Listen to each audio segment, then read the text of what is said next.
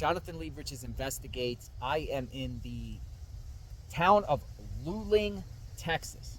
Jason Landry went missing December 13th, 2020. Vehicle found at this location right here, rural road area out here. Now, I am covering this case. Sam Marcus, he was at his apartment, was headed towards his parents' home for the holidays, Missouri City, and somehow something happened, possibly in the town of Luling, Texas, which his vehicle was ended up here. Now, while I'm out here, I was actually ran into someone who wants to share some information and talk. She does not want to be on camera, but she's willing to talk and share insight about this situation, about Jason Landry. She has a lot of insight, so I'm just going to kind of go next to her without showing her, and she's going to talk. We'll call you who? Who can we call you? Victoria. Victoria, what is the situation here regarding the Jason Landry case? Well, what I know as a local person and been reading and whatnot and details that have come up is that Jason Landry was a first semester student at Texas State during 2020, that he had really been excited and finally found an angle of study that really fit him and spoke to him. And so he was very, very excited about being at this campus because of the program that they offered was top notch. So he was at the end of almost winter break and was going to be doing a family trip home, as they all do in college. And he was packed. His backpack was packed. He had his gaming console inside the backpack. And I want to say he had a different device in there as well. And some of his clothes packed and whatnot, and his fish. He had a fish inside of a see-through tumbler that had a lid to it that gave the fish enough time to capability of breathing. He was very fond of his fish and was bringing it home with him when he went back for the holidays. Family was coming in from out of state, also a sibling, and it was going to be a meetup, back in his hometown, I believe, Missouri City. That's outside Houston. That's outside of Houston. So from here to there is, about 3.5 hour drive to 4 maybe, if you're driving the speed. And so anyways, he was en route left his apartment, went through the towns. When he left his apartment, was it probably before I would say 11? Around that time zone. 11 p.m. December 13th. So he left from San Marcos on Highway 80 and went through towns of like Martindale, towns of Prairie Lee, Fentress, and eventually arrives into Luling because 80 feeds into Luling. 80 in town, I believe, is called Austin Street. Once it finally turns into the town of Luling. So we know that at the crossroads of, I believe, Hackberry and Austin, which is aka 80,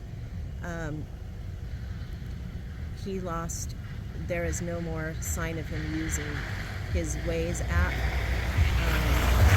He did get a Snapchat that came in, which, if you know Waze, you'll know that that'll diminish Waze app and bring up Snapchat. And it was an ex-girlfriend of his. They were good friends, even though exes still remain good friends and whatnot, and reminiscing. And I guess there was just some chat on that for a minute, but right after that came through, I think it was a picture possibly, just reminiscing about, remember this, remember that. And that was the last time anybody spoke to him or had connection to his phone at that time. And that was around what, 11:30 p.m. Somewhere around that time frame. I can't be specific. I just don't remember. But And he was driving what, a Nissan Altima? yes, champagne colored. Champagne colored. Okay. Yeah. Now, Champagne colored, I believe. we're here where his vehicle was found by authorities. What, on the 14th, the next day? I am not sure exactly the timestamp when the officer got here. Because this is rural, it would not go to the local police as being a dispatched locally. It has to, by law, go to the highway patrol. Not county sheriffs either. I think this county's what, Caldwell? Yes, Okay. it's two. It's Caldwell and it's Guadalupe, depending on what okay. side of the road you're on. Oh, I do interesting. not know exactly. This is why I think multiple, possibly agencies, Are involved. maybe so, depending. I'm not sure. So, I mean, the route that this, and you and I talked to you before we went on camera, before the interview. You said that he's already taken that route back and forth to his mother's home numerous To times. his parents' house. Parents' home. Yes.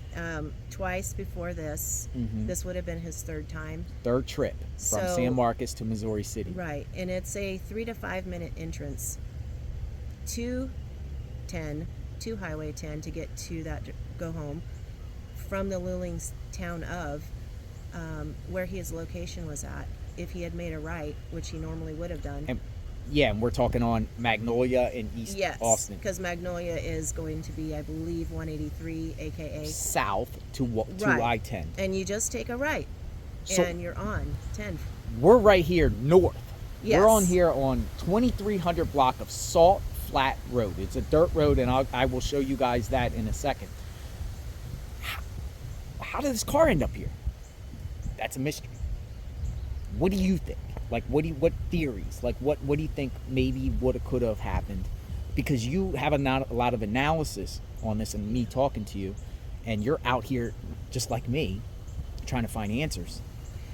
Even I, as a local, find this to be way too far out for anybody of common sense to have gotten here on accident. The reason why is he had enough senses about him. He was properly dressed, he was properly driving, he wasn't speeding, he was staying the speed limit because they've pinged him from where he was at in that prior route to Luling. He had enough wherewithal to go to Luling. He drove through the town. It's the last place anybody saw him at. But even with the crash, you know that you're on multiple different types of roads. He would know that there is no road that was like that he would remember past times he's traveled. You don't go on gravel roads to get to a freeway. It's like dirt. It is dirt. So It's you dirt know that road, you yeah. are literally not where you're supposed to be. And I think he would have noticed that probably once he started seeing no houses at all. But anyhow. And at night, probably pitch black out here. Now, there are more details as far as his phone. He did have a charger in the car, which we can see in the pictures of the crash site, the video of when the officer on body cam comes up. It's all on recording. And you can clearly see that when the officer flashes into the car, you can see the charger plugged into the console lit up. And it leads to this right side of his driver's seat, which would probably mean it flung underneath, Interesting. possibly on the spin, unless it did it prior to that. I don't know, but you would think if it did prior to coming out this way, say at the intersection of Austin and Hackberry Street, maybe that's where, suddenly he wasn't using it anymore. But once you come to even half a mile out, if not a mile to 2 miles, you can clearly tell that you are not in the area you're supposed to be at. There's no freeway. Where's the freeway? Right? 3 miles, you're definitely not by a freeway. Not to, say anything bad about him, but could he have been under the influence? He, they did find 10 marijuana blunts inside his medicine container. But if I'm not mistaken, I believe they have had that all tested. It was not laced with anything, or there's nothing more than that in the entire vehicle or in his belongings. So it's, So this location here, his vehicle was found here. Yes. Like, he spun out at the first curve right here. yeah. So he would be going north Mm-hmm. on Salt Flat, and at some point of the curve, I think it's in the beginning, he ends up frisbeeing, lost control, spun out. The vehicle ended up eventually landing here backwards, trunk first. So Interesting. yeah, trunk first. So he lost it over there. Spun. Now, when he lost it, I noticed here it's a lot of mud and Gravel. gravel. Is it? Right. So you think if he spun out over there to get to here, it's basic math of the trajectory of the weight of the car versus where you ended up. I would have to think that he was not going 20 miles an hour. Because what's going to make your car spin and travel from the force to that degree, to that fast, to where you're going to hit a tree, hit whatnot, do all your spin outs and whatnot, and still not stop way over there. You still had so much speed that you still made it all the way to here. So you have a that's vehicle. odd. You have a vehicle here. He's not in the vehicle. He is not in the vehicle. The vehicle, upon the volunteer firefighter who was stated coming from north and coming south on Salt Flat, he literally came up like this and noticed the headlights were on. Headlights were on. The headlights were on. The whole back of the back window was shattered. Is that maybe because of the impact of that tree? It went right through the back and blew out the window. So it looks like. Yeah.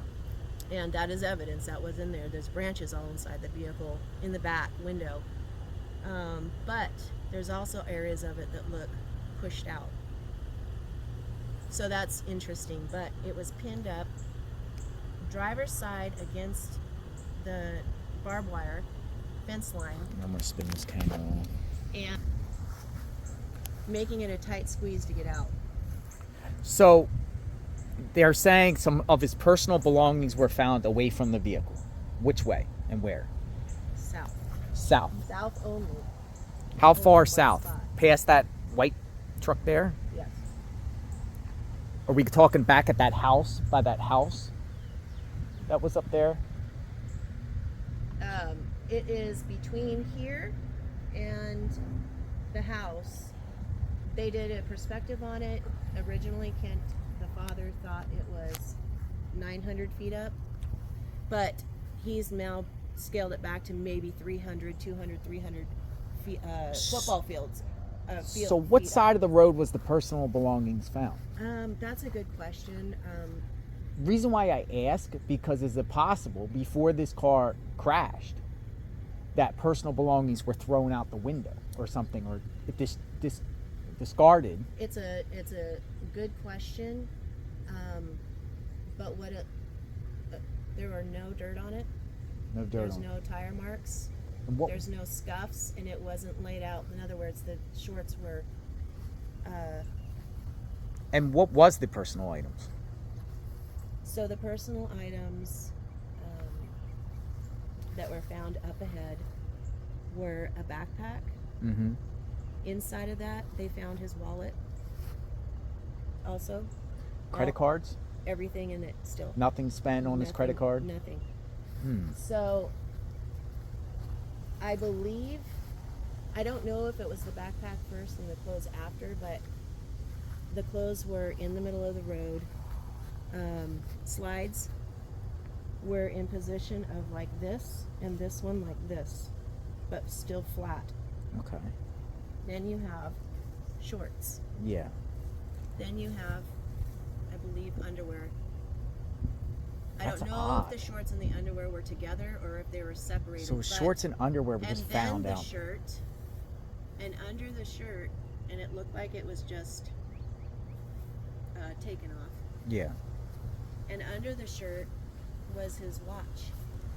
But what's odd about that is that the watch wasn't buckled. You would think maybe it was too loose when he took his shirt off, it came off with it. Yeah. No, it was unbuckled and laying flat, face up, under the shirt. So they searched all this area. I've heard numerous searches over even recently. Yeah, there's been searches. Unfortunately, the night of, the people in charge of the case, in other words, the person who was called out first, which he came an hour later to a crash site with a missing person. With keys were still in the car, headlights were on, all is, and then that up ahead. So that officer chose not to pick up any of the clothing off the ground. What as was the evidence. officer's name? Do you know? Possibly Fink. Think. I'll have to do it, but he So- was the so he why? was the first officer on that was called out from dispatch, and he stated to dispatch he'll need an hour. So, what was the reason why dispatch was called here? Did some driver by just see the vehicle, or? The volunteer firefighter had come off of his shift, and he was coming home, and he came from north of the accident and happened to be coming down because he lives Saw this vehicle with lights on. right, and it's pulled up here. The Yeah. whole trunk is bashed in. The trunk is completely bashed in on the driver's side. And it was Caved still in. dark out, or was it light? Oh, Yeah. pitch black, midnight. Okay. Not any lights anywhere. So it Oh, was midnight. Yeah. midnight. So we're talking about a half hour between the last known ping or area Oh. up to that point. So we're just I- talking about a little bit after 30 minutes transpired. It was within 1 hour of when he was pinged up there in town to this accident being found for the first time by the volunteer firefighter. It's a 1 hour span, but it doesn't take an hour to get from there to No, here. it took 15 minutes. Mm-hmm. So So hitchhiker, carjacking, something happened up at that Magnolia in Austin, because authorities, okay, so it's also being reported, if you look on the GPS to get here, you can turn right north on Magnolia and go north to get here, or you can cross that intersection that connects to Spruce. right, and And then you then go here. left. You can pivot left. They think he crossed that intersection. The way I'm reading it, is there a reason why? That's interesting, though, that your phone said that it would be an easier route. It oh, did. to get to here. Yeah, if to you get to went here. Through, and what was the? You turn on road? north Magnolia to get here. I guess you go up that way. And Or, then what do you turn right on? I don't know offhand. Yeah, that's the $1 million question, because that could be a different angle of possibly travel. But What makes them think he crossed that intersection? well, then? he's pinged, and you can. I guess they were able to see his route up till that point. Okay. Up to the point of the Austin Hackberry moment, and then he disappears. And some of my information probably is most likely inaccurate. That's why I'm talking to you, getting some clarification on Yes, some it's things important. to try to. But to me, it's like you're talking a half hour in between. Like, what transpired? Did you meet somebody on the? VFF states he came up on the accident at the time he states. So you think there could be these officials involved? I have no idea. I'm not going to lead to that. It's really important to listen to inner tuition, though, I think. So after this was processed and the law officer came up to it, there were, I think, 2 other officers that came on scene. I'm assuming they were Highway Patrol too, because that's who tends to out rural areas.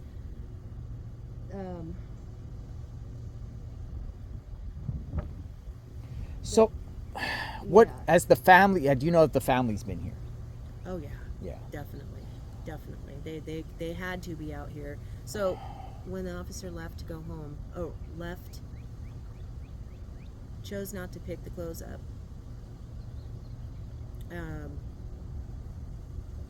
He called the parents and gave them the horror of it all. But he went home afterwards and he never turned in the information to his next shift change. Is he being investigated that you know about? I don't know. I do know that he went under scrutiny hugely. Because not following what policy and procedure? Anything. Yeah. It was very underreached to find out where Jason was that night, in my opinion. But that's my opinion.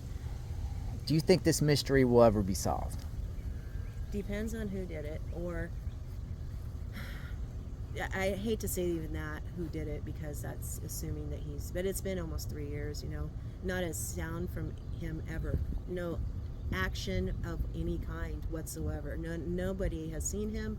He has dropped off the face of the earth as of that night. Especially if he was, say, disrobed. Yeah. Now, no one knows if he changed into different clothing. Maybe he was freezing because it was, 35 that night with wind. Oh, it was. It was freezing cold. Okay. And the wind made it even colder. So he, in general, he wouldn't have been able to tolerate that unless he had. You can only imagine if you're going backwards in your car, spinning, and hit a tree going backwards, you're gonna have to have something, because I know his airbags did not go off on the side panels, which is odd to me, but maybe it's just the year of the car. Anyhow, it shows he went this way. Yeah. Now, if you have enough wherewithal after an accident to know that you are turned around and that you have enough knowledge to know that you're going to go back the way you came, I don't see him as being so mentally far gone that he had enough wherewithal to know, well, I was going this way, my car's backwards, I need to still go back the way I came because I know that's town. Yeah.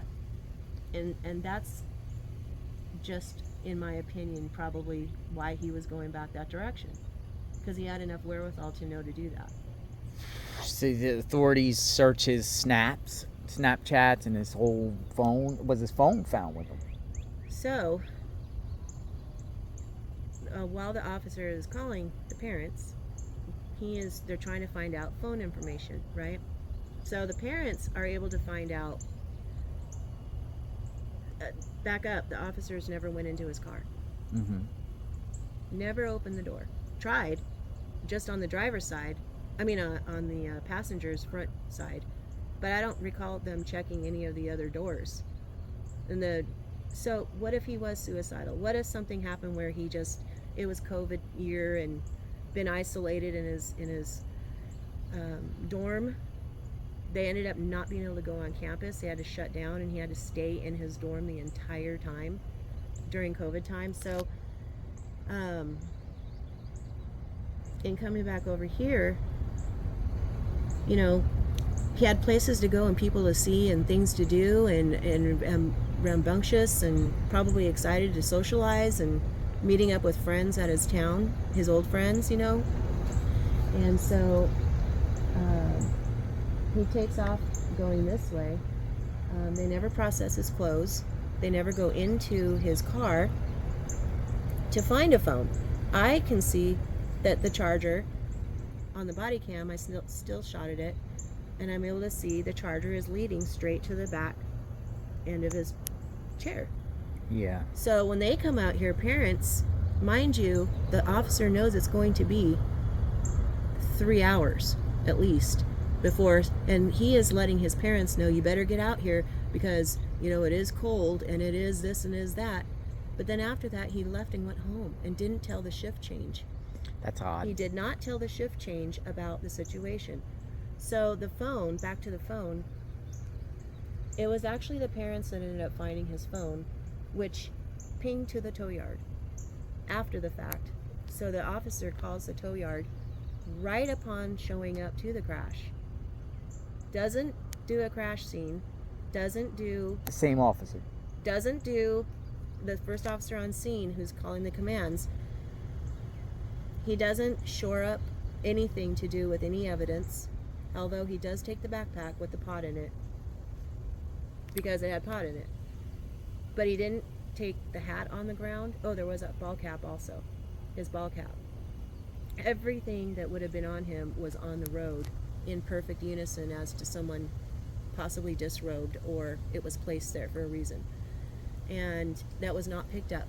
It was left in the middle of the road, and the officer calls the parents and tells them, you better, I don't know, no one's, it's awfully cold out here, and if he doesn't have clothes on, we did find, there's possibly he's under narcotics and possibly under this and this and that. So the dad races out here a million miles an hour trying to get here to save us, find out what's going on. When he shows up, he is shocked that there is nobody here to meet him. He was coming here to help them search for his son. But they didn't search. They didn't search because they weren't alerted to search, because the officer did not turn in the shift information to the next officer to be aware. But I do know that the highway patrol did alert, and I don't know if this was the next day once the dad found the phone in the car under the seat. Oh. Is where it was found. So it was there all along, sitting here, but no one went inside the car. So anyways. So did the officer get disciplined at all by not following policy? I don't know to the degree of that. I don't know that angle, but I do know that the parents raised Cain over it, and they have that right. To be honest with you, society has as well. Community. Yeah. Just. Do you know if this zero officer tolerance. still is an officer in any law enforcement? I don't know, but it actually gets worse than that. So he comes out here, doesn't know. He and his wife are in a team togethership and figure it out themselves to go back to the tow yard. But his wife is still at home waiting just in case Jason calls or something, But the dad goes to the tow yard because she sees that it's pinging there. He sees it's pinging there, and that's when he shows up. He also does the footage because he is a past attorney as well. So that's why when he came up on here and saw his son's clothes, he was shocked that they were there, and he just whipped out his phone and knew to start because he knows policy and process, Yes. evidence gathering Yes. and whatnot. There's a policy Yes. they have to go by, and he's well knowledgeable in that world because of being an attorney and a pastor. Is law enforcement around here like a good old boys network? Is that what it is? Is it just they haven't really dealt with anything like this? And I wouldn't say they haven't dealt with bad things. There's intense things around this area, I think, with drugs and with trafficking and things of that nature. I really do think that there's more to it than. Do you think maybe there's high. There was activity around here that has been very criminal in my opinion, and I don't think they're unseasoned officers at all. Not at all. Has anyone else been missing around here? Well, there recently was a discovery of skeletal remains found on Hackberry Street that just suddenly showed up one day because the dog was bringing bones to the owner on the property, and she had been collecting them thinking it was animal bones or whatnot, and then they were mowing out in their yard and found a skull underneath their trampoline. When was if I'm not this? mistaken. Do you know when? Like February. February what year? This year. January, February of this year. Yes, everybody Hackberry, right by Austin, Hackberry? Thank you. So whose we remains were haven't they? had the remains released, but they said it is not Jason based on what they know of the skeleton. So does that make number 2? Yeah. So a little boy was missing back a long time ago, and they never did find that little boy. Did they ever have any persons of interest in this that they interviewed or questioned, or did you know that if they ever interviewed local residents in this town? I think they have, and the property owners have been very forthcoming with allowing people to come on, and as long as they're given the permission ahead of time, for security purposes. They've been very, very generous as to the searching and things of that nature. But on top of that, once the parents found that there was a phone, they were already not happy with, apparently, with how the scene was conducted, which it wasn't conducted. They did do a search at the property over here where the house, as far as the police officers and the volunteer firefighter, who was just a minor at the time. I think he was 17 or 19. I think he was 17 at the time, possibly. Anyways, he followed that. He is the one who alerted them to all the things, even the clothes. He found the clothes. He found this and that. He did not stop here for this vehicle. He rolled past it, analyzing it, and then continued on. But when he found the clothes in the road, that's when he called in on his cell phone, if I'm not mistaken, to see if this had been called in yet, because he found it odd that the clothes were there, then the backpack and the fish and these kinds of things. But he became a person of interest as well, or question, because he was here, he rolled up on it. Cleared though? I can't say one way or the other, but I think so. It, like, all of that is still. So we're really talking about a law enforcement officer and a volunteer fire person as the only two people that were actually here. And two more came up too. Two more officers showed up as well. And I think they were probably of the same. I believe they might have still been highway patrol, but at that point, then you're talking about multiple people here. Four. So interesting and so fascinating in a sense of it's a mystery. And when I say fascinating, I mean, like, how could this happen? And how come no accountability?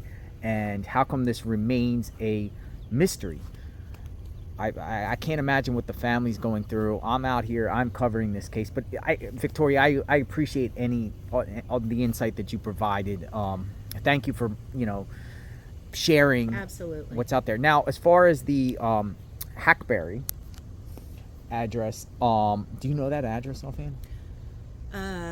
It's right at the intersection. Hackberry. It's at the signal. And Austin. Hackberry and Austin. Yes. I'm gonna go check that out. Now, one last thing I want to also say is that when the parents turned over the phone,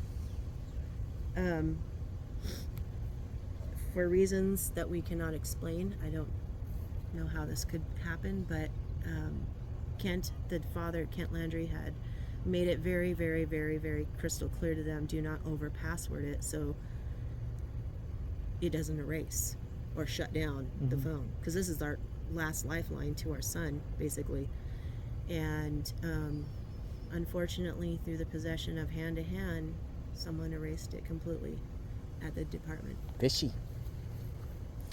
And again, this department is what? The county sheriffs or the highway patrol? I am not. I think so. I do know that it eventually got taken over. Like a couple days later, it was handed over to Caldwell County Sheriff's Department.